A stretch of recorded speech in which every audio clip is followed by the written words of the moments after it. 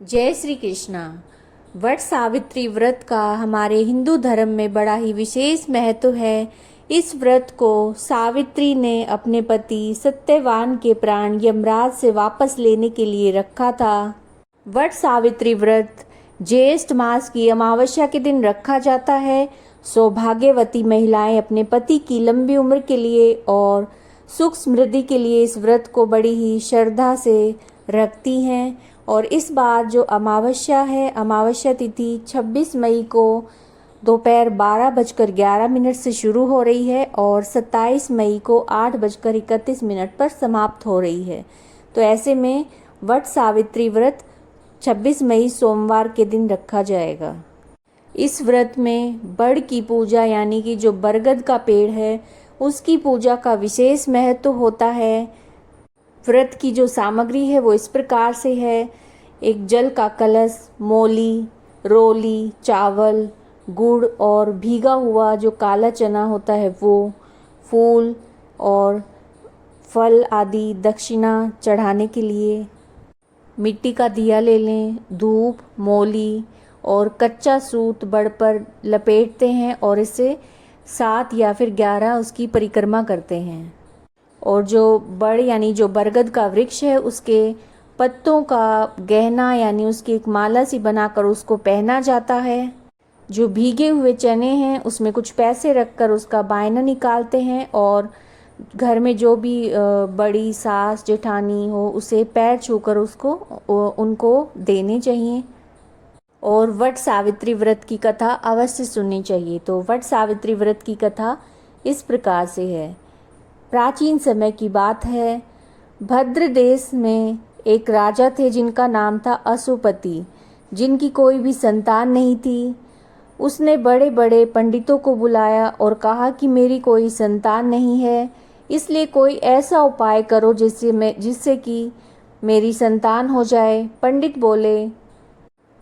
पंडितों ने कहा कि आपके भाग्य में जो संतान है वो एक लड़की है और वो 12 वर्ष की आयु में ही विधवा हो जाएगी।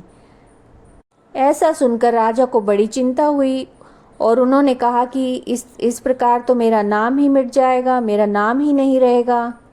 राजा ने काफ़ी धर्म कर्म किए। पंडितों ने उससे कहा कि जब जो लड़की है तुम्हारी उससे पार्वती जी की और वट जो बड़ सायत की जो अमावस आती है उसकी पूजा अवश्य कराना। कुछ समय के बाद राजा के घर में एक कन्या का जन्म हुआ और उसका नाम सावित्री रखा गया। जब पंडितों ने उसकी जन्मपत्री देखकर कहा कि जिस दिन ये कन्या 12 वर्ष की होगी उसी दिन इसका विधवा योग बन रहा है, इसलिए इससे पार्वती जी की और बड़ सायत अमावस्या की पूजा अवश्य कराना। जब सावित्री बड़ी हुई तो उसका विवाह सत्यवान के साथ कर दिया गया। सावित्री के सास ससुर अंधे थे जिनकी वो बहुत सेवा करती थी। सत्यवान जंगल में लकड़ी तोड़कर लाया करता था और सावित्री को मालूम था कि जिस दिन वो 12 वर्ष की होगी उस दिन मेरे पति की मृत्यु हो जाएगी। जिस दिन वो 12 वर्ष की हुई उस दिन वो अपने पति से हाथ जोड़कर बोली, आज मैं आपके साथ चलूंगी। जब उसने इस प्रकार से जिद की तो सत्यवान ने कहा कि अगर तुम मेरे साथ चलोगी तो मेरे जो माँ बाप हैं, अंधे माँ बाप हैं, उनकी सेवा कौन करेगा, उनका ध्यान कौन रखेगा। अगर वो कहेंगे तो मैं तुम्हें साथ ले चलूँगा। फिर वह अपने सास ससुर के पास गई और जाकर उनसे कहा कि अगर आप कहें तो मैं जंगल देखने चली जाऊं। इस प्रकार अपने सास ससुर से आज्ञा लेकर सावित्री पति के साथ जंगल में लकड़ियां तोड़ने लगी, लकड़ियां लेने के लिए चली गई।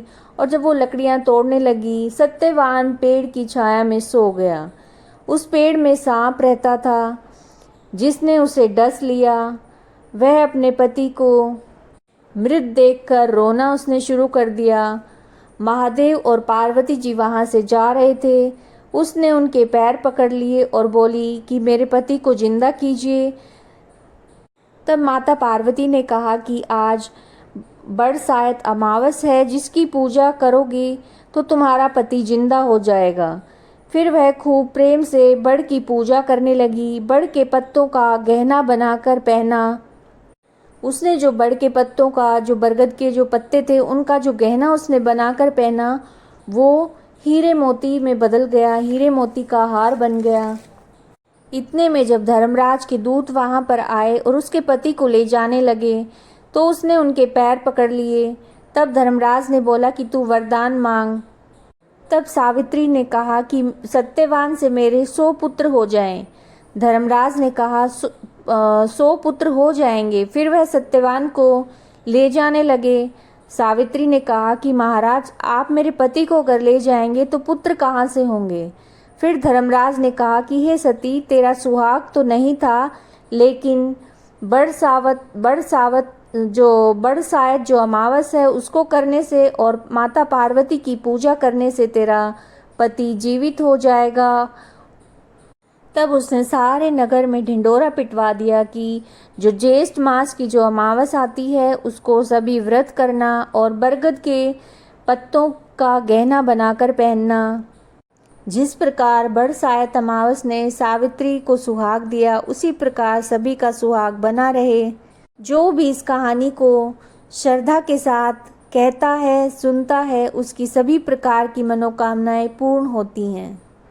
अगर ये वीडियो अच्छी लगी है, उपयोगी लगी है तो लाइक कीजिएगा, शेयर कीजिएगा और चैनल को सब्सक्राइब कीजिएगा। जय श्री कृष्ण।